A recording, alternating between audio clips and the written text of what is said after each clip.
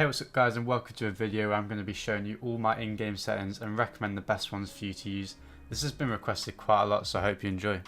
So the first page of settings, unlimited boost and free play. I've got this ticked on. In my opinion, it's best to have this setting turned on just because I like to be having a lot of boosts to go faster on free play and improving my speed. But you can have it turned off. There's definitely benefits for having it off, like I said, improved boost management, that kind of stuff. So next we've got text chat. Got this on allow, not the end of the world. Same voice chat. Don't really like to be hearing someone screaming at me down the mic in the ranked game, so got that disabled. Split screen layout. I'm pretty sure that's when you're on split screen. If you want the line to be going down the center of your screen or horizontally, that's not the end of the world. Don't really use split screen. Never have. Cross-platform. Don't have this ticked on. It's your personal preference. If you want to play against PS4 and Xbox players, if you're on PC, then you can have that ticked on, and if you're on PS4 and Xbox, then you can have it ticked off if you want to play against your platform only. If you think you're at a disadvantage, maybe that's something you can use to get higher in the ranks. But for console players, I do recommend having this turned on. It's always good to come up against PC players and improve, because you're going to be playing high skill players and learning more stuff at a quicker rate. You're basically killing your improvement rate if you have this turned off if you're on console. If you're on PC, it's not the end of the world, you can have it either. Not too sure what these three do, but with this one, the input buffer, my opinion, if I used to be lagging, I don't really lag anymore, but with my old internet I used to lag quite a bit. I just changed this from CSTS to STS, depending on if I'm lagging. Just switch it to your one, sometimes it can help. I've got these two ticked on, not too sure what they do. I think it's just about seeing what division you're in. If you're in GC1, Division 3, it'll show you at the end of the match. It doesn't really affect your gameplay too much. Again, these last two settings, not too important. This one is choosing what tournaments you can go into in the in-game tournament selection. So if you want to be playing US East tournaments, you can switch that to there. Not going to be doing that since I am European though. Now this page is probably the one you were waiting for, camera settings. I get this question asked so much in my Twitch chat and Discord and Twitter, whatever it is. Always camera settings that comes up. So let's get into it. Camera shake, definitely you want to have this turned off. You do not want camera shake on. Makes your game just it's disgusting. You don't want it turned on. So FOV here, field of view, have this at 108. This is where it zooms out your camera in and out, if you can see this. So if you have it lower down, you're going to be more zoomed inwards. If you have it higher up, you're going to be zoomed outwards. Most pro players have this at 108, 109 or 110. There's only one player in the top 10 EU teams right now, which is Devo, that has this at 100, which is quite low, but yeah. You want to stick to these three here. Anywhere between these is going to be all good. Next one's distance. This controls how far your camera's behind your car. So obviously if you go low down, you're going to be more zoomed in. If you go higher out, then you're going to be looking back more. Have this at 260. You want this between 240 to 280 roughly, I'd say. Anywhere between here and here is probably going to be the best. Some players have this at 230, but normally it's around 270, 280, 290, maybe pushing that. So yeah, something like that, guys. Next, moving down to the height here. Most pro players use between 90 and 110. One of those three here, going to be good. I use 110. This is probably the best, probably the only one I've used for playing Rocket League. Don't think I've ever used either of these two. But yeah, some people use 90, 100. I'm going to use 110 here. Next is the angle. Normally used is about -3, -4 and -5. Any of those three. You'll notice most of the time if the height is around 100, then they'll put the angle up to -4. But yeah, mess around with these two settings. Try and coordinate them. If you're going to put it to 90, then probably put your angle higher a little bit. Lastly, we've got the stiffness. This is about 0.65 I've got it at. Can be having it anywhere, to be honest. Some pros use 0, some pros use 1. I use a 0.65 just because it gives a nice balance between the two.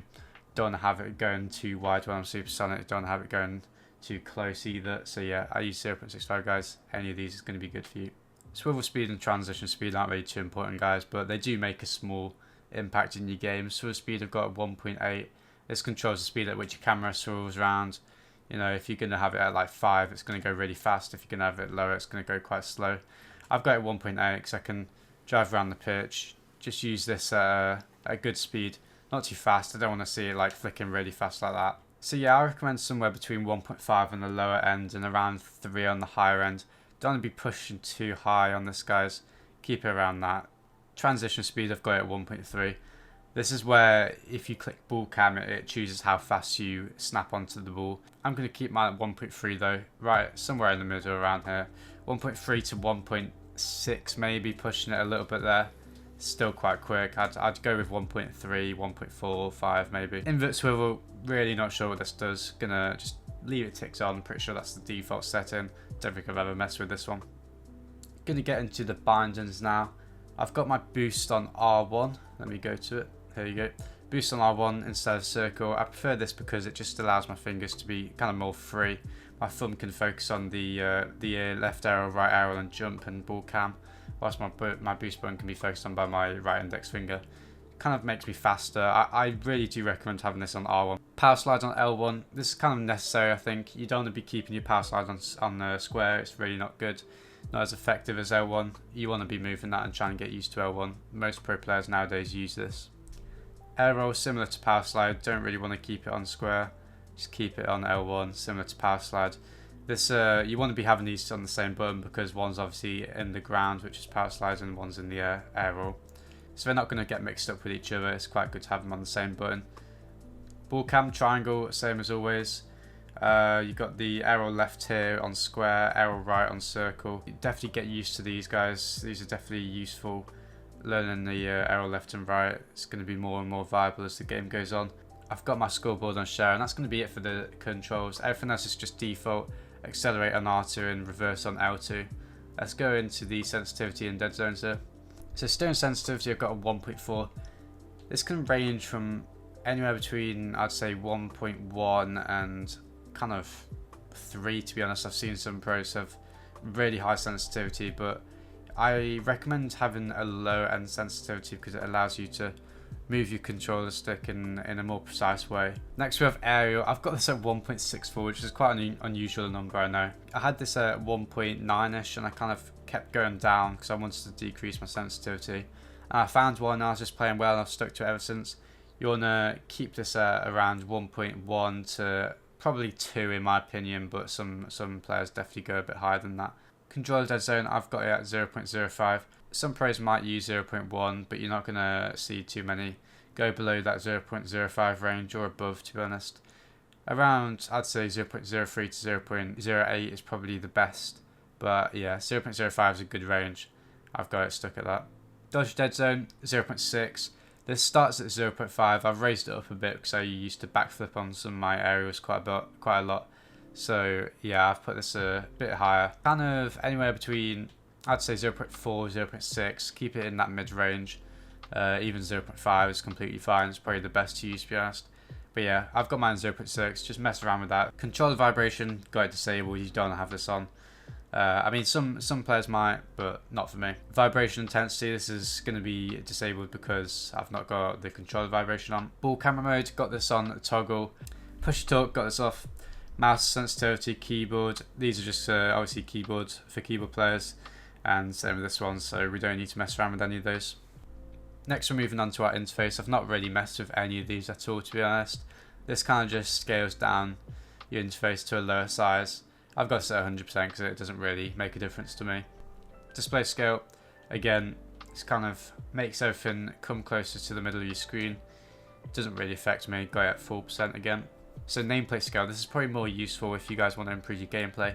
Some pro players do have this higher, just to see the cars on the other side of the pitch. You know, if you're looking all the way into that corner, you may improve your depth perception by looking at a bigger nameplate. So some pro players do have that turned up a little bit, just so they can see the players on the other side of the pitch a bit better.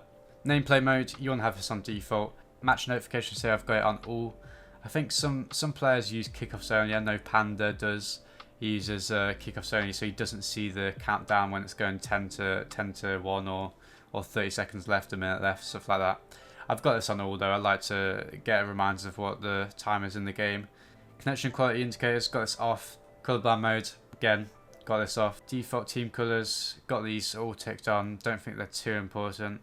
Last two here, not too important, so we're just going to go on to video sensor. I'm not the best at when it comes to video sensor. I don't know too much about PCs, so I wouldn't take this advice from me too in depth, but these are my settings right now. Got this on high performance, performance, and low intensity. All these ticked off except for transparent goalposts. and yeah, high quality here, custom and off on anti-aliasing. Like I said, not too sure what pretty much any of these do, but these are the ones I've had recommended to me by other pro players. Maybe if you got a better PC than I have, you might have some of these ticked on, but to be honest, I think these are the best settings, or definitely for me at least. It makes my game look good whilst also performing well. Audio settings here, got master at 27%, gameplay at 20%, and all the rest turned off. This is just coming down to personal preference, whatever you prefer on your PC or console. Just have a mess around with that. And lastly, we've got chat. Like I said, again, this is just personal preference. You know, if you wanna have what save on to spam to your opponents when you score, then have that on. If you wanna have a nice shot on, go for it. Whatever you want, keep it on. And yeah, that's gonna be it for this video. I hope that helps some of you guys. If you're not subscribed already, then make sure to subscribe. It really does help out. Hit 10k the other day, which is insane. Next goal is 20k. I really want to hit it by the end of next month, so the end of March. If we can do that, guys, that would be absolutely insane. But yeah, that's enough rambling from me, guys. Hope you enjoyed that and have a good day. Peace.